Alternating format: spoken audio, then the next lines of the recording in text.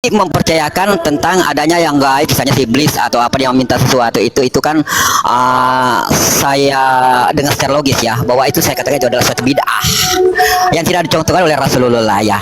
Itulah kenapa dalam tauhid gitu.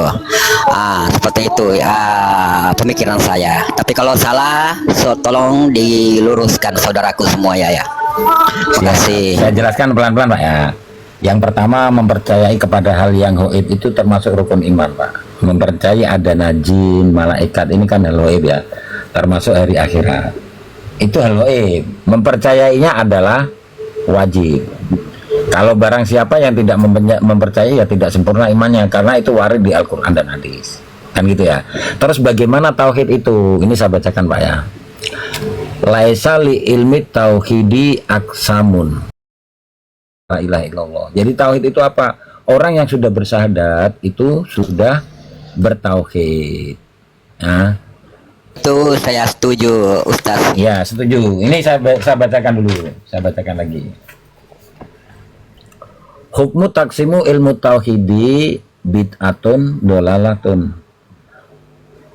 Hukum pembagian ilmu tauhid itu adalah bid'ah yang sesat. Li'anahu yukhalifu lil kitabi wa sunnah, karena pembagian itu menyelisihi Quran dan sunnah. Walam yusbit, dan ianya tidak sabit fi kitabillahi ta'ala, pada Quran, kitab Allah ta'ala yaitu Quran. Wala an rasulinal karim, dan juga ia tidak sabit pada nabi kita, nabi yang mulia sallallahu alaihi wasallam. Wala anisal, dan ianya juga tidak warid dari zaman salaf. Wala anis sahabah wa tabi'in, dan ia tidak ada di zaman sahabat dan tabi'in. Ya Pak ya, jelas Pak ya. Izin bertanya. Jadi semisalkannya begini Pak, mengacu kepada penjelasan awal saya tentang bid'ah tadi, saya bisa dikatakan bid'ah hasanah asalkan ianya isi dari pembagian itu nanti tidak menyelisih Quran dan Sunnah. Yang kami tentang di sini adalah mengapa kami mengatakan bahwa pembagian tauhid itu menjadi bid'ah dolalah, karena nanti melazimi akan bertauhidnya orang kafir dan musyrik, dan kafirnya orang yang bertawasul. Coba jelas Pak ya.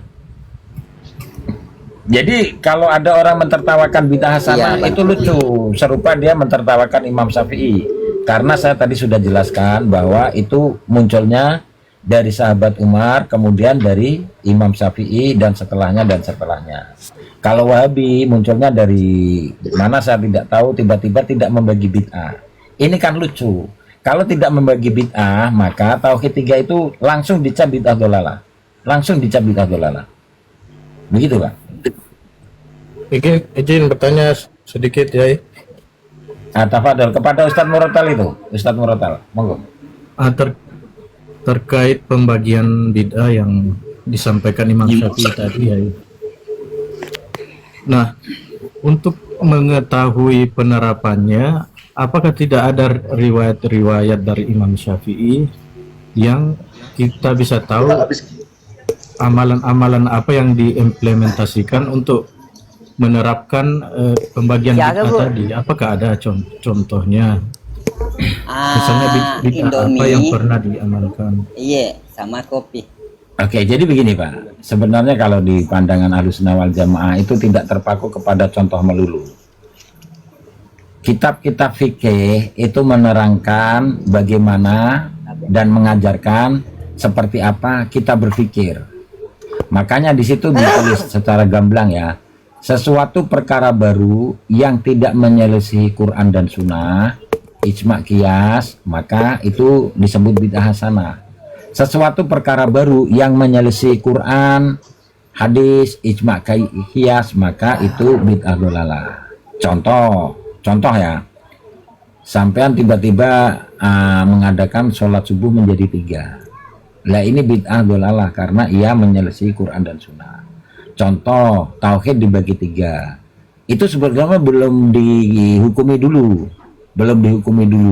Dilihat kenapa kok bisa dibagi. Lah ternyata pembagian itu akan melazimi bertauhidnya orang musyrik dan orang kafir. terus kemudian melazimi akan kafirnya orang yang bertawasul, maka ini menyelisih Quran dan Sunnah. Maka disebutlah pembagian tauhid itu bid'ah dolalah. Begitu Pak. Jadi kita pikir itu sebenarnya tidak melulu kepada contoh Pak. Imam Syafi'i mengajarkan umat ini untuk berpikir bagaimana supaya kamu beramal tidak menyelisih Quran dan Sunnah. Tapi yang di sini yang paling jelas sekali dijelaskan Pak ya oleh Imam Syafi'i itu begini.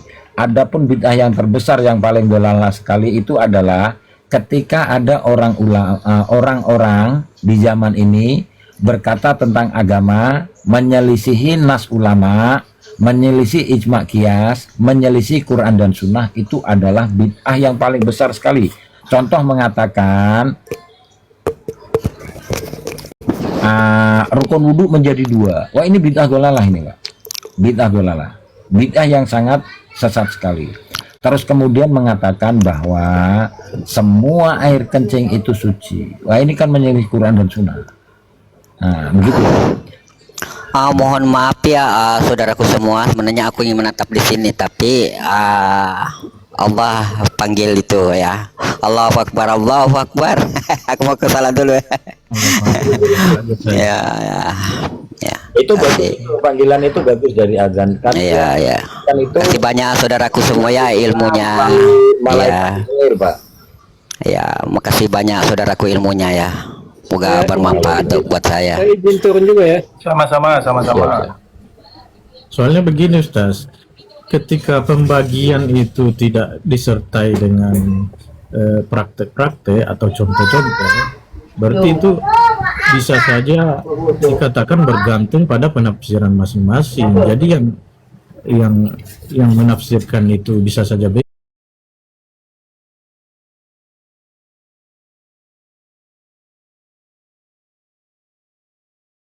Sana itu maksudnya ini, jadi nggak ada konkretnya di situ kalau nggak ada contoh langsung gitu kalau menurut saya.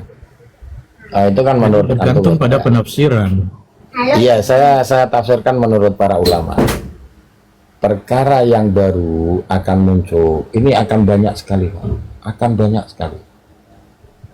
banyak sekali nanti. Jadi ulama itu lebih suka memberi rumusan. Kalau ia tidak menyelisih Quran, Sunnah dan ijma qiyas, itu boleh dilakukan. Akan tetapi ketika perkara itu menyelisihi yang 4 tadi, ini maka dikatakan bid'ah dolalah. Ini kan satu rumusan yang sudah bagus ya. Kita mematok kepada contoh tahlilan. Apakah tahlilan itu menyelisihi nas ya? Quran, Sunnah, ijma dan qiyas? Ternyata tidak. Lah maka bisa disebut bid'ah dolalah. Begitu Pak. Bid'ah hasanah, begitu Pak. Maka bisa disebut bid'ah tahlilan itu bid'ah hasanah.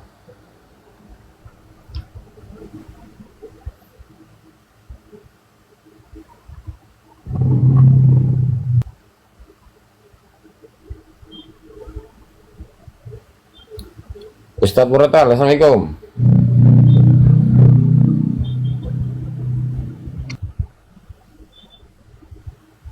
Lanjut.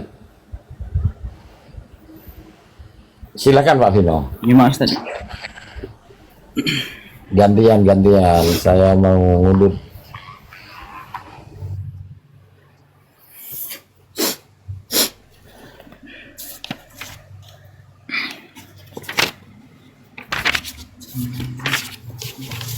Kan ditambah Ustaz Muratal. Kayaknya antum sudah buka-buka kita gitu.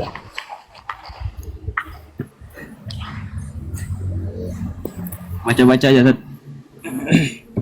Silakan dibaca yang kuat sedikit.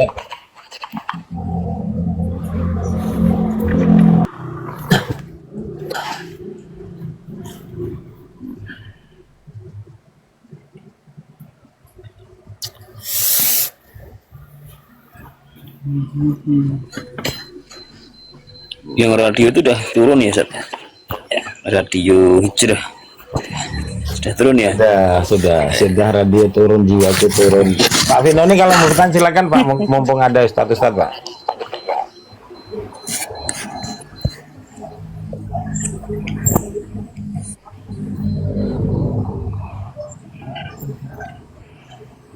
Bang Vino, silakan Bang Vino.